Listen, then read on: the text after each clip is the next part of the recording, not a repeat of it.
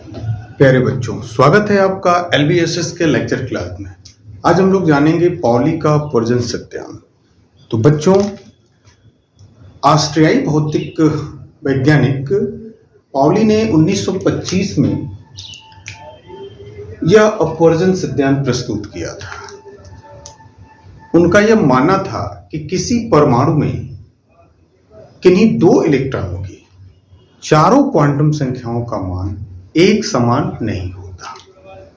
माने उन्होंने बताया था कि किसी परमाणु के किन्हीं दो इलेक्ट्रॉनों की चारों क्वांटम संख्याओं का मान एक समान नहीं होता। यदि n, l, m यानी कि मुख्य क्वांटम संख्या, दिगंशी क्वांटम संख्या और चुंबकीय क्वांटम संख्या का मान यदि समान होगा तो s यानी कि स्पिन क्वांटम संख्या का मान जरूर उसके चक्रण में भिन्नता होगी।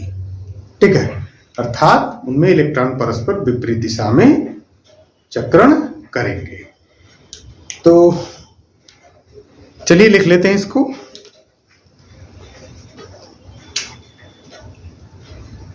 तो अभी मैंने बताया कि यह 1925 में इन्होंने अपना अपवर्जन सिद्धांत प्रस्तुत किया था। तो आप लिख लीजिए कहीं 1925 में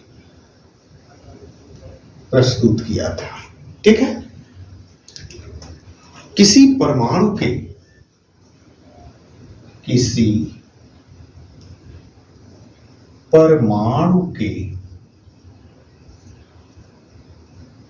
किन्हीं दो इलेक्ट्रॉनों की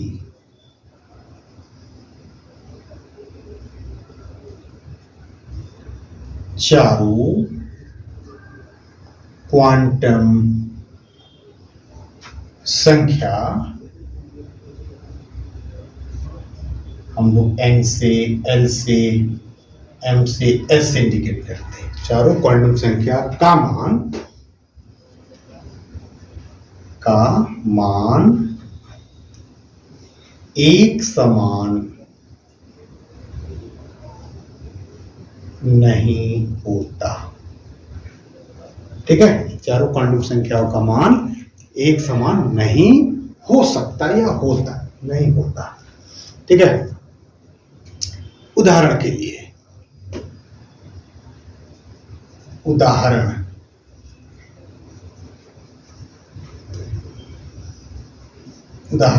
समझने के लिए इसको समझा जाए। यदि किन्हीं दो इलेक्ट्रॉनों का क्वांटम संख्या, दो इलेक्ट्रॉनों के करिए n, l तथा m के मान समान होंगे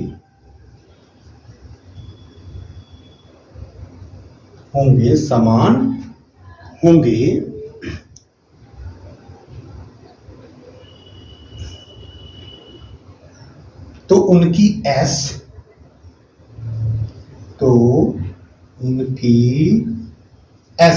यानी कि चक्रण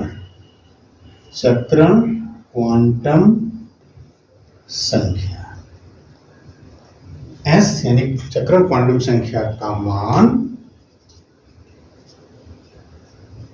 जरूर भिन्न होगा। अवश्य भिन्न होगा। अर्थात वे दोनों इलेक्ट्रॉन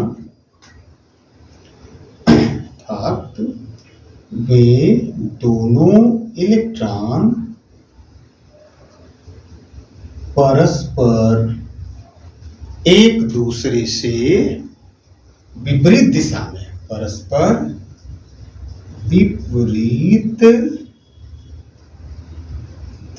में चक्रण कर रहे होंगे। कितना साफ साफ बताया कि किसी परमाणु के किन्हीं दो इलेक्ट्रॉनों की चारों क्वांटम संख्या यानी कि प्रिंसिपल क्वांटम संख्या, दिगंशी क्वांटम संख्या, मैग्नेटिक क्वांटम संख्या और चक्रण क्वांटम संख्या का मान एक समान नहीं होता। ठीक है। अब उदाहरण से बताया उन्होंने कि दो इलेक्ट्रॉनों के लिए NLM यदि एक समान होंगे तो उनकी यस यानी कि चक्रण क्वांटम संख्या का मान जरूर भिन्न होगा, अर्थात वे दोनों इलेक्ट्रॉन परस्पर विपरीत दिशा में चक्रण कर रहे होंगे। ठीक है।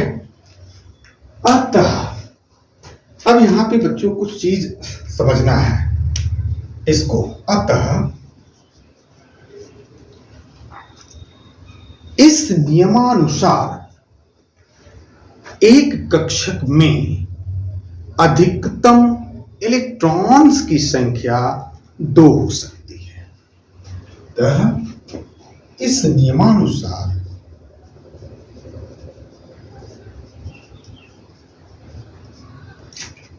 एक कक्षक में इलेक्ट्रॉनों की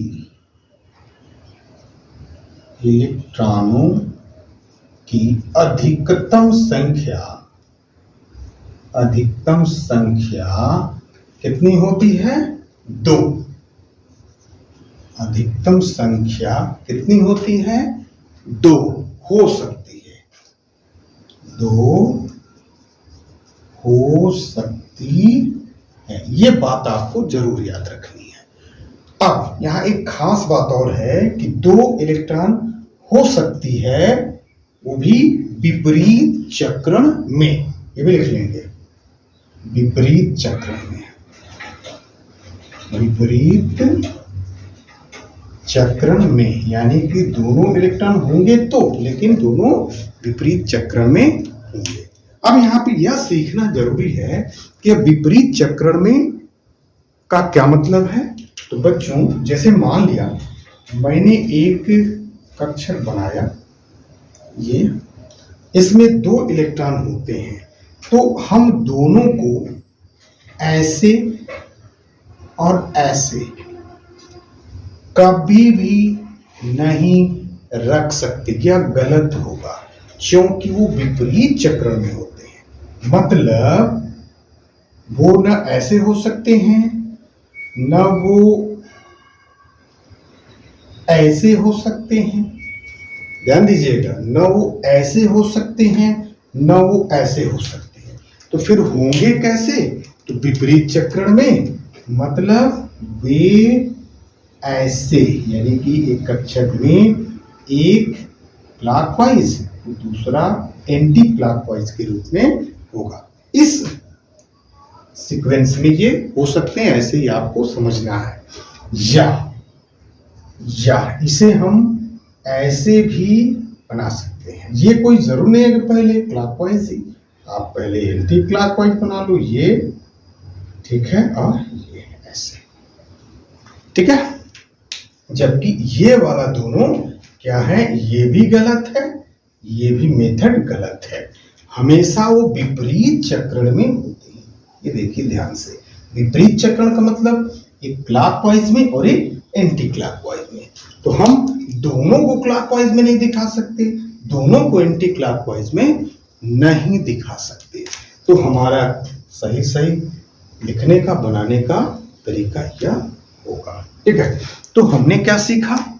तो हमने यह सीखा कि पाउली ने यह समझाने का प्रयास किया कि किसी भी परमाणु के लिए उसके 2 इलेक्ट्रॉनों की चारों क्वांटम संख्याओं का मान एक समान नहीं होता।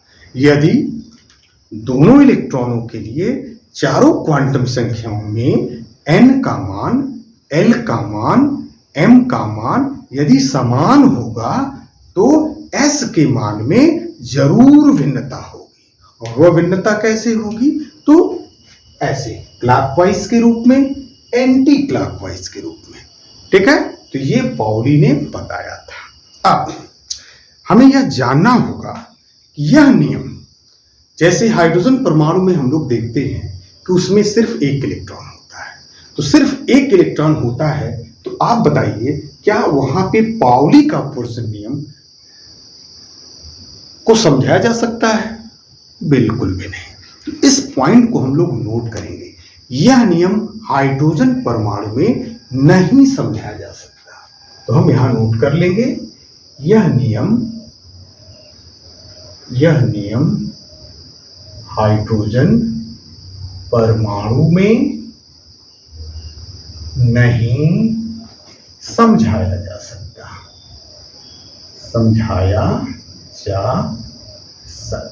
अच्छा, क्यों नहीं समझाया जा सकता? तो क्योंकि उसमें एक इलेक्ट्रॉन उपस्थित होता है, क्योंकि उसमें सिर्फ एक इलेक्ट्रॉन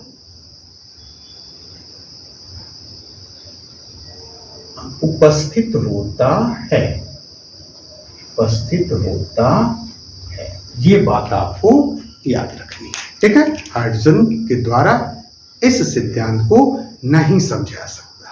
अब एक अगला पॉइंट, इस नियम की सहायता से किसी कोष में अधिकतम कितने इलेक्ट्रॉन होते हैं या रह सकते हैं, हम ज्ञात कर सकते हैं।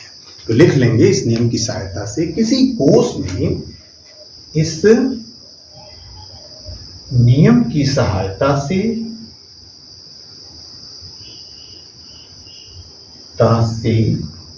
किसी कोष में कितने अधिकतम इलेक्ट्रॉन उपस्थित हो सकते हैं। किसी कोष में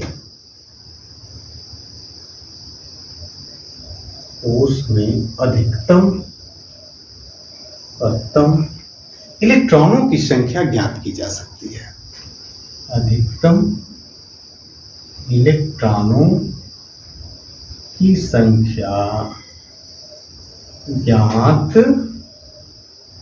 की जा सकती है।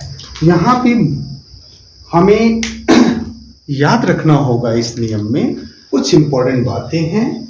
यह नियम किसी परमाणु के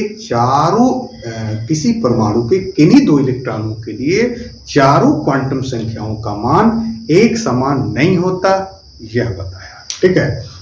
दूसरी बात हमने यह सीखा कि एक कक्षक में अधिकतम 2 इलेक्ट्रॉन रह सकते हैं और वह दोनों विपरीत चक्र में रहेंगे।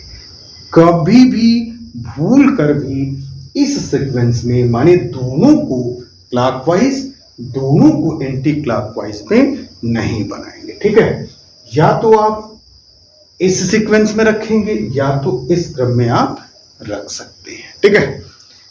दूसरी बात हमने बताया कि चूंकि हाइड्रोजन में सिर्फ एक इलेक्ट्रॉन होता है, अतः इस नियम को हम हाइड्रोजन पर लागू नहीं कर सकते, ठीक है। और अगले बात में हमने बताया कि इसकी सहायता से किसी कोष में अधिकतम इलेक्ट्रॉन की संख्या ज्ञात कर सकते